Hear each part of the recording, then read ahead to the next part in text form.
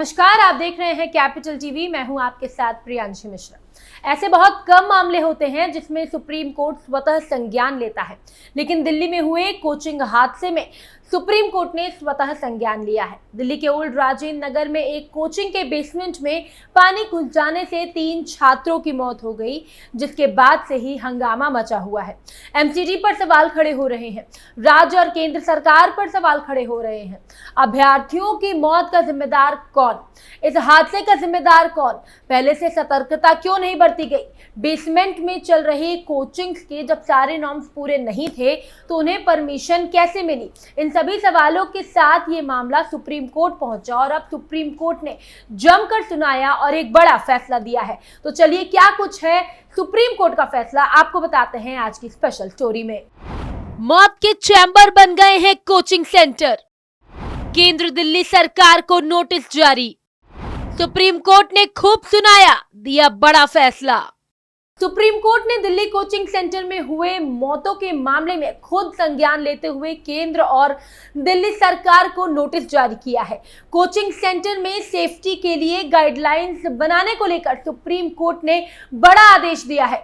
Supreme court ने इस मामले की सुनवाई के दौरान कहा कि कोचिंग सेंटर बच्चों की जिंदगी के साथ खेल रहे हैं। कोचिंग सेंटर तो डेथ चैम्बर बन गए हैं। सुप्रीम कोर्ट ने केंद्र सरकार और दिल्ली के चीफ सेक्रेटरी को नोटिस जारी करके पूछा है कि कोचिंग सेंटरों में क्या सेफ्टी के नियम लागू किए जा सकते हैं। दिल्ली कोचिंग हादसे पर सुप्रीम कोर्ट ने कहा कि कोचिंग सेंटर बच्चों की जिंदगी से खेल रहे हैं, कोचिंग सेंटर डेथ चैम्बर बन गए हैं।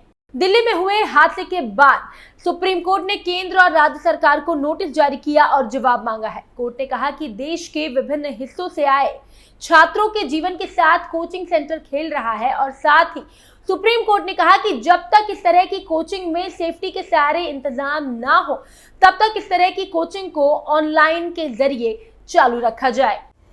दिल्ली में आईएएस परीक्षा की तैयारी करने वाले एक कोचिंग सेंटर में 3 छात्रों की मौत पर सुप्रीम कोर्ट ने अहम फैसला दिया है।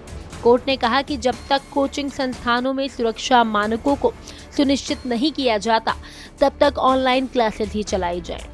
अदालत ने स्वतः संज्ञान लेते हुए कहा कि कोचिंग सेंटर अभ्यर्थियों की जिंदगी से खेल रहे हैं, जो देश के अलग अलग हिस्सों से आकर पढ़ते हैं।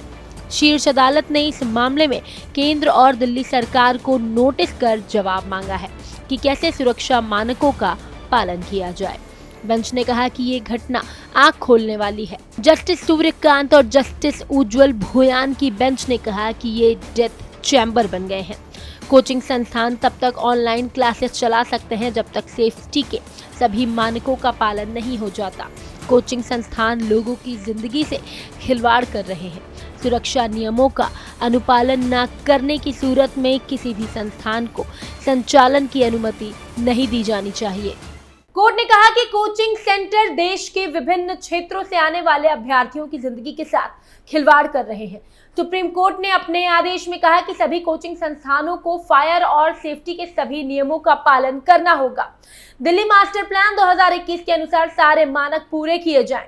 इसके अलावा अब तक इन मानकों को पूरा नहीं किया जाता तब तक के लिए कोचिंग संस्थान ऑनलाइन क्लासेस ही चलाएं।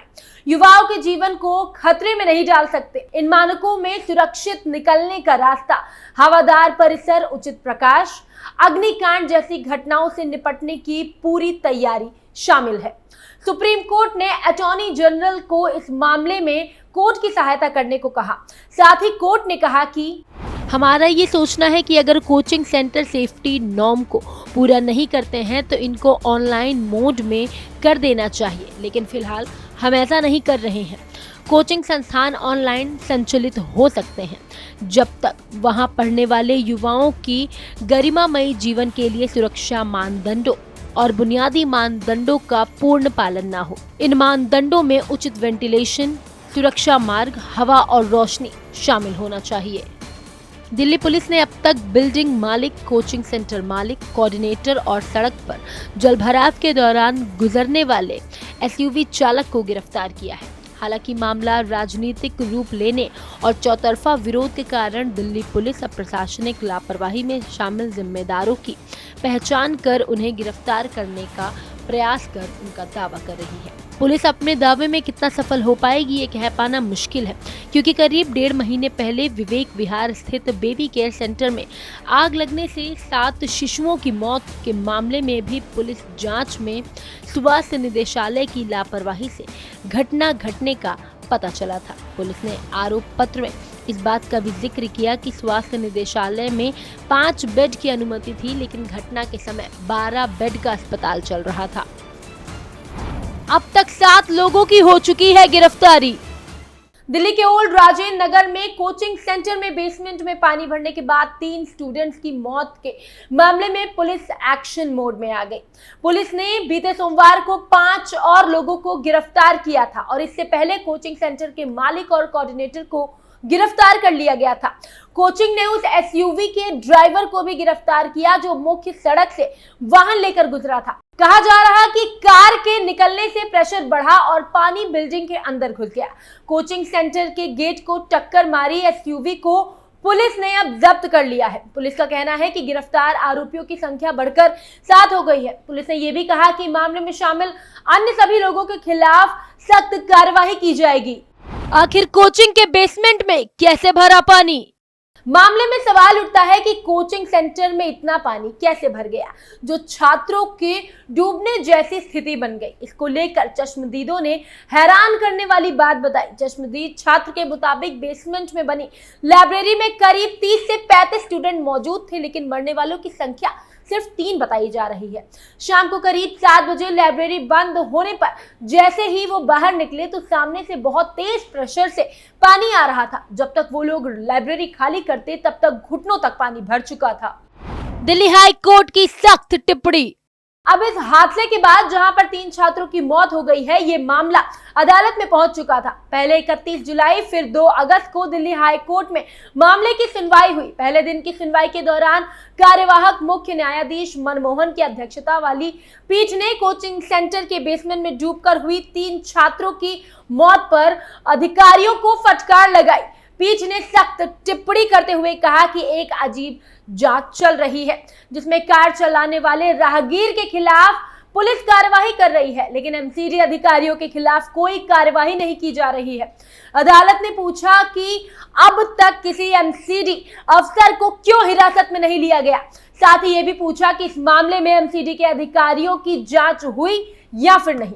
एक बार आपको वो मंजर दिखाते हैं, उस कोचिंग का बेसमेंट दिखाते हैं जहां पर पानी भर गया था।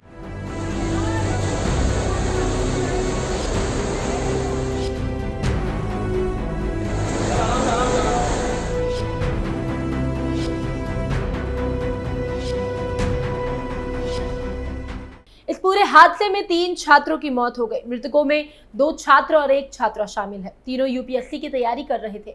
मृतकों की पहचान तेलंगाना निवासी तान्या सोनी, केरल निवासी नेविन डाल्विन और यूपी निवासी श्रेया यादव के रूप में हुई है। ऐसे ने कहा कि कोचिंग संस्थान का तब तक ऑनलाइन संचालन किया जाए जब तक वो पूरे सुरक्षा मानदंडों और गरिमापूर्ण जीवन के लिए बुनियादी मानदंडों का पूर्ण अनुपालन सुनिश्चित न करें। कोचिंग सेंटर देश के विभिन्न हिस्सों से आने वाले अभ्यर्थियों के जीवन के साथ खिलवाड़ कर रहा है। फिलहाल इस खास रिपोर्ट में इतना ही। आपको हमारी स्टोरी कैसी लगी कमेंट बॉक्स में हमें जरूर बताएं और ऐसी तमाम खबरों को जानने के लिए आप देखते रहिए कैपिटल टीवी। नमस्कार।